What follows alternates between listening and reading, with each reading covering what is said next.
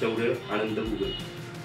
त्याला 27 तारखेला रात्री कंटिन्यू खोकला येत होता, तापही होता, खोकला थांबत नव्हता. तर मी हॉस्पिटलमध्ये सकाळीच निघालो, त्याला थांबत नसल्यामुळं थोडा घाबरून पण गेलो. त्याला दम लागत होता. सकाळी इथं आलो, सरांना लगेच इथल्या सिस्टरांचं नाव विचारायचं राहून गेलं मला.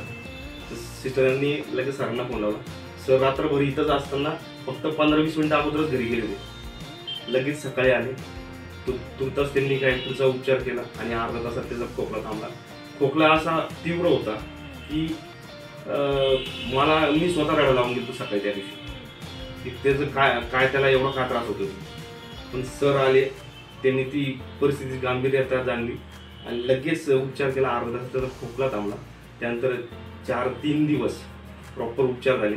तिथल्या स्टाफने पण पूर्ण कॉपरेट केलं आणि नक्कीच काही पुढं काही उपचाराची गरज पडली तर रितेश सिंग सरांच्या दीर्घायू हॉस्पिटल नक्की भेट.